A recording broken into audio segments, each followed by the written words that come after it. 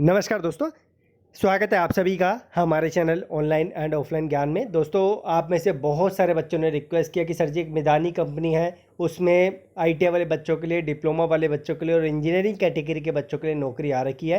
Please उस पर थोड़ा सा क्लैरिफिकेशन दीजिए। देखो भी, आप लोगों को मैंने कल भी बोला था, हमारे देश में इस टाइम पर बहुत बड़े बड़े पीएसयूज़ ऐसे हैं जो आप लोगों के लिए एक्सपीरियंस बेस पे नौकरियां निकाल रहे हैं, और सेम काम इस विभाग ने भी किया है, इस पीएसयू ने भी किया। और मुझे ये देखकर बहुत बुरा लगा कि आईटीआई वाला बच्चा जो होता है, अगर वो फ्रेशर है, वो कहाँ पर जाएगा। अगर आप लोग एक्सपीरियंस बेस पे नौकरियां निकाल रहे हैं, तो जो बच्चा एक्सपीरियंस लेने के लिए बैठा है, वो कहाँ से एक्सपीरियंस लेगा। अच्छी कंपनियों में तो आप एक्सपीरियंस बेस पे जो है बच्चों को ले रहे हैं, फिर वो बच्चा स्टार्टिंग में ही ऐसी कंपनी में चले जाएगा जहाँ पर उसे अच्छा एक्सपीरियंस नहीं मिलता, फिर आगे चल के वो क्या सोचेगा आईटीआई के बारे में। तो यहाँ पर फिर भी मैं अपनी तरफ से पूरी जानकारी आपको दूंगा, जो जो आप लोगों ने पूछा था। तो यहाँ पर इनका ये ऑफिशियल नोटिस है, यहाँ पर क्लिक करके आप जो है इस नोटिस को निकाल सकते हैं, इस पर क्लिक करके। ठीक है, आपको नोटिस मिल जाएगा। ये एडवर्टाइजमेंट नंबर है। फॉर्म फिल करने के लिए 100 रुपये लग रहे हैं, ज़्यादा नहीं लग रहे जनरल ओबीसी के। और जो बच्चे एससी हैं, एसटी हैं और जो ईडब्ल्यूएस हैं, उनका आई थिंक किसी भी प्रकार का पैसा यहाँ पर नहीं लग रहा है। तो वो मैं आपको नोटिफिकेशन में दिखा दूँगा। तो जैसे ही मैं इस लिंक को ओपन करता हूँ, मेरे सामने जो ओपन होके आता है वो आता है इस तरीके का नोटिस। वैकेंसी को बहुत अच्छे तरीके से प्रेजेंट किया है। वैकेंसी पक्की नौकरी है, ऐसे नहीं है कि आपको कॉन्ट्रैक्ट बेसिस पे हायर किया जाएगा। लेकिन भाई यहाँ पर जो इन्होंने किया है ना, वो मुझे बहुत बुरा लगा कि इस विभाग ने भी यहाँ पर एक्सपीरियंस बेसिस रख दिया। वो बच्चा कहाँ पर जाएगा जिस बेचारे पे एक्सपीरियंस नहीं है। हमारे देश में आईटीआई की जो पॉपुलेशन है वो अप्रेंटिस की बहुत ज़्यादा है। अगर ये लोग अप्रेंटिस के बेस पे नौकरियां निकालें तो कितना अच्छा रहेगा। अगर ये लोग यहाँ पर आईटीआई वाले बच्चों के लिए नॉन एक्सपीरियंस या नॉन अप्रेंटिस के बेस पे नौकरियां निकालें तो कितना बढ़िया रहेगा। आईटीआई के जो है एक बूम आएगा, और आने वाले टाइम पर जिस तरीके से अभी हाल हो रहा है, आईटीआई इंस्टीट्यूट में बच्चे एडमिशन नहीं ले रहे, बच्चे जो है आईटीआई में एडमिशन लेने लगेंगे। तो सरकार को भी इस चीज़ पर थोड़ा सा ध्यान देना चाहिए। देखो भाई, आप लोगों को इस कंपनी के बारे में बता दिया। मिनी रत्न कंपनी है, और इसका जो आईएसओ है वो आप लोग देख सकते हैं कब से रजिस्टर्ड है, कितने कितने आईएसओ इन्होंने ले रखे हैं। कंपनी हाईटेक जो है, इनका जो है मेटलर्जिकल इंडस्ट्री है, under the administration control of ministry of defence.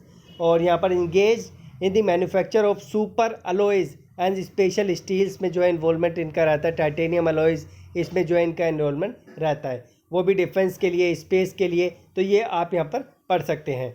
बाकी अगर मैं बात करूँ तो यहाँ पर आपको वैकेंसी देखने पड़ेगी। मेरा जो मेन फोकस है वो आईटीआई वाले बच्चों पर है, तो मैं सीधा आईटीआई की वैकेंसी पे चलता हूँ। यहाँ पर फिटर के लिए इन्होंने कटिंग वाले के लिए 1 वैकेंसी दे रखी है, वो भी अनरिजर्व के लिए। इलेक्ट्रिकल वाले के लिए 6 वैकेंसी दे रखी है, अनरिजर्व के लिए 3, ओबीसी के लिए 2, एससी के लिए 1, एसटी के लिए नहीं है, तो वो जनरल कैटेगरी में आ जाएगा।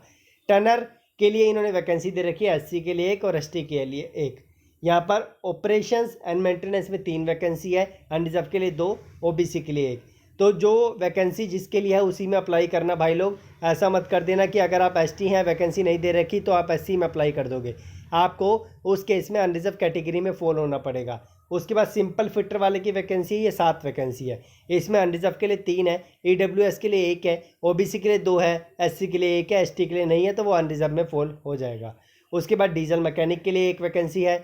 ये डीजल मैकेनिक की जो वैकेंसी है ये ओबीसी के लिए इन्होंने दे रखी है। और यहाँ पर ऑटो इलेक्ट्रिशियन वाले हैं, इनके लिए 1 वैकेंसी है। एनडीटी ऑपरेटर है, क्रेन ऑपरेटर है, आपका लैडल मैन है, यानी सीढ़ी का जिससे संबंध होता है। उसके बाद हाइड्रोलिक प्रेस है। तो ये 1 वैकेंसी इसमें दे रखी है, वो भी कैटेगरी वाइज अनरिजर्व में दे रखा है। उसके बाद चार्जर ऑपरेटर है, 1 वैकेंसी। रिफ्रैक्टरी मेसन है, इसके लिए 2 वैकेंसी दे रखी है। सैलरी स्ट्रक्चर आप लोग इनका देख सकते हैं। आगे अगर मैं बात करूं क्वालिफिकेशन एक्सपीरियंस की, तो डिप्लोमा के लिए आप लोग नज़र यहाँ पे मार सकते हैं। सीनियर ऑपरेटिव जो ट्रेनी है उनके लिए आप लोग देख सकते हैं। सीनियर ऑपरेटिव ट्रेनी के लिए लैब टेक्नीशियन वाली जो पोस्ट है उसके लिए देख सकते हैं। यहाँ पर मैं सीधा जाऊँगा आईटीआई पर, जिससे कि आप लोग जो है उसी चीज़ पर फोकस कर सकें। उसके बाद यहाँ पर हम नीचे बढ़ते हैं। नीचे आपको मैं और चीज़ें दिखा देता हूँ, ताकि आप लोगों को जो है यहाँ पर आईटीआई से रिलेटेड जो वैकेंसी है उसके बारे में प्रॉपर ज्ञान हो सके। उसके बाद जो है हम आगे बढ़ते हैं। 11वें से हमारा स्टार्ट होता है। तो यहाँ पर जो हमारा जूनियर ऑपरेटर वाली वैकेंसी है, इसमें फिटर कटिंग मशीन वाले के लिए 7 साल का एक्सपीरियंस मांगा है। अब बच्चा कहाँ से लेगा, 10वीं भी पास करेगा, आईटीआई भी पास करेगा 2 साल के, और 7 साल का एक्सपीरियंस भी लेगा, फिर यहाँ पे अप्लाई करेगा। बड़ी ही बेवकूफ़ी है। उसके बाद जूनियर ऑपरेटर ट्रेनी इलेक्ट्रिकल वाले बच्चे अप्लाई कर सकते हैं। यहाँ पर एसएससी होना चाहिए, आईटीआई इलेक्ट्रिकल में होना चाहिए, 2 साल का पोस्ट क्वालिफिकेशन एक्सपीरियंस होना चाहिए इसमें। उसके बाद जूनियर ऑपरेटर में टर्नर की जो वैकेंसी है उसमें 2 साल का आपका टर्नर का आईटीआई होना चाहिए, 10th पास प्लस आईटीआई होना चाहिए। और यहाँ पर एक्सपीरियंस किस में मांगा है ये आप देख सकते हैं। डिफरेंट एक्सपीरियंस है तो नहीं चलेगा भाई, सेम एक्सपीरियंस मांगा है। जूनियर ऑपरेटर ट्रेनी जो आप लोगों की ऑपरेशन एंड मेंटेनेंस वाली पोस्ट है इसमें फिटर वाले बच्चे अप्लाई कर सकते हैं, साथ में इन्होंने एक्सपीरियंस भी मांगा है। जो उसके बाद 15वीं पोस्ट है वो जूनियर ऑपरेटर ट्रेनी में फिटर की है, इसमें 7 पोस्ट है। क्वालिफिकेशन 10th प्लस आईटीआई, 2 साल पोस्ट क्वालिफिकेशन एक्सपीरियंस इसमें आप लोगों का होना चाहिए, तब आप लोगों को यहाँ पे मौका दिया जाएगा अप्लाई करने का। 16वीं की बात करें डीजल मैकेनिक की, 10th प्लस आईटीआई मांगा और 2 साल का बेवकूफ़ होने एक्सपीरियंस भी रख दिया। यहाँ पर अगर मैं बात करूँ 17th की, ऑटो इलेक्ट्रिशियन वाली पोस्ट है। ऑटो इलेक्ट्रिशियन में आईटीआई होना चाहिए आपका और साथ में 10th पास होना चाहिए और 2 साल का गधों ने फिर दोबारा जो है यहाँ पर एक्सपीरियंस रख दिया है। 18वें की बात करें तो एनडीटी ऑपरेटर है, यहाँ पर आपका 10वीं पास होना है प्लस आईटीआई आपका क्लियर होना चाहिए। उसके बाद 2 साल का पोस्ट क्वालिफिकेशन एक्सपीरियंस आपका होना चाहिए। अगर मैं क्रेन ऑपरेटर की बात करूँ इसमें 5 साल का एक्सपीरियंस मांग दिया 10वीं के बाद। उसके बाद मैं लैडलमैन की बात करूँ इसमें 4 साल का मांग लिया। उसके बाद हाइड्रोलिक प्रेस की बात करूँ इसमें 4 साल का मांग लिया।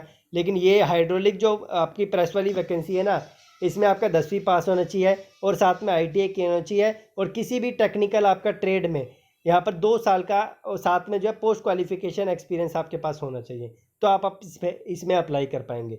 चार्ज ऑपरेटर की बात करें तो 1 वैकेंसी है, लेकिन इसमें भी गधों ने दो जो है इन्होंने साल का एक्सपीरियंस रख दिया। रिफैक्ट्री की बात करें तो इसमें 2 पोस्ट है और साथ में आपका 10th होना चाहिए और साथ में 5 साल का एक्सपीरियंस मांगा है। ठीक है, तो ये इन्होंने क्राइटेरियाज रखे हैं, मैंने आपको बता दिया। एक भी वैकेंसी पागलों ने ऐसी नहीं निकाली कि बच्चा जो है नॉन एक्सपीरियंस के बेस पे अप्लाई करे। इसी वजह से कल याद होगा एक टाटा मोटर्स की मैं वैकेंसी लेकर आया था, मैं क्यों फोर्स कर रहा था उसमें जाने के लिए आप लोगों को। रीज़न यही था क्योंकि हमारे देश में बहुत सारे विभाग ऐसे हैं जो एक्सपीरियंस बेस पे आप लोगों के लिए नौकरियां निकाल रहे हैं।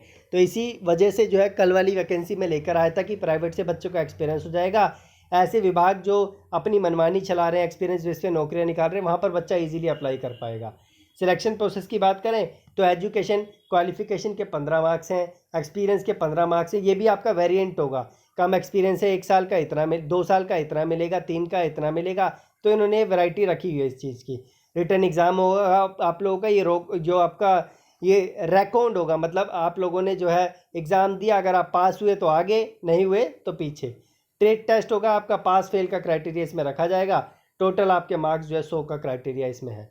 उसके बाद एजुकेशन क्वालिफिकेशन 10th जो है इसमें 10 जो आपके 10 marks for minimum education qualification and 2 marks for every additional relevant qualification subject to a maximum of 15 marks.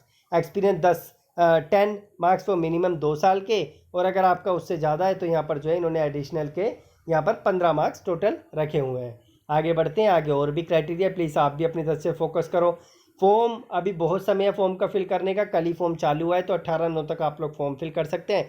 मुझे लगता नहीं है कि चैनल के माध्यम से बहुत बच्चे फॉर्म फिल करेंगे, बहुत कम 2-3% ही बच्चे फॉर्म फिल करेंगे।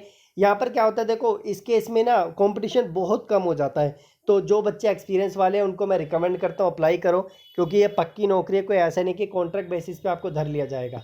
अप्लाई करने का लिंक आपको वहीं पे मिल जाएगा जहाँ पे मैंने आप लोगों को अलग से नोटिस निकाल के दिखाया, वहीं करियर पेज पे दिख जाएगा।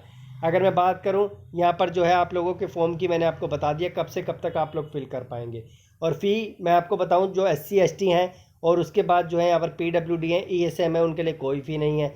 जो जनरल कैटेगरी है OBC है, उनके लिए 100 रुपये फ़ी इन्होंने रखे। तो ये क्राइटेरिया है, आप लोग देख सकते हैं। मेरी तरफ से सब कुछ क्लियर है। ऐसी घटिया वैकेंसी वैसे मन नहीं था बिल्कुल लाने का, लेकिन आप में से इतने बच्चे रिक्वेस्ट करते हैं, सर दी मिदानी में वैकेंसी आई है, मिदानी में आई है, बताइए बताइए।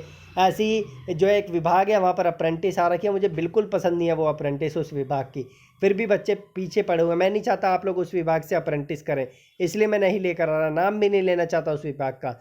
जब अपडेट दूंगा तो आपको प्रॉपर पता चल जाएगा। इसलिए कहीं से भी आप लोग अप्रेंटिस करो तो पहले फोकस कर लिया करो कि यहाँ से करने लायक है नहीं करने लायक है, वरना लोडिंग अनलोडिंग कर करके मार देंगे आप लोगों को। ध्यान रखना इस चीज़ का। तो यहाँ पर मिदानी कंपनी बहुत अच्छी है, मना नहीं कर रहा, कंपनी बहुत अच्छी है, लेकिन उनके जो हालात है ना ये बहुत बुरे हैं। एज आप लोग साइड में देख लेना भाई, कितनी कितनी इन्होंने रखी है। ITI की एज मैक्सिमम 30 साल है, मिनिमम 18 साल है। और अगर मैं बात करूँ यहाँ पर पोस्टिंग की, तो आपकी पोस्टिंग हैदराबाद में होगी। इस चीज़ का आप लोग को ध्यान रखना पड़ेगा। तो ये क्राइटेरिया है जो यहाँ पर मैंने अपनी तरफ से जितना शेयर किया। आई होप कि सारे पॉइंट क्लियर हो गए होंगे, अब डाउट नहीं रहेगा माइंड में। और मुझे लगता नहीं कि हमारे चैनल से यहाँ पर 10-12% बच्चे भी अप्लाई करेंगे। जो एलिजिबल है मुझे बताओ भाई, मैं फिर उनके लिए कुछ करता हूँ। चाहे एक बच्चा भी एलिजिबल होगा, फिर मैं देखता हूँ कि इसका सिलेबस एवरीथिंग आप लोगों के लिए अरेंज मैं कर पाऊँ। धन्यवाद। कीप इन टच, जुड़े रहिए, सब्सक्राइब करके रखिए, बेल आइकन दबा के रखिए। जो भी इंपॉर्टेंट लिंक्स हैं मैंने आपको डिस्क्रिप्शन में दे दिए हैं।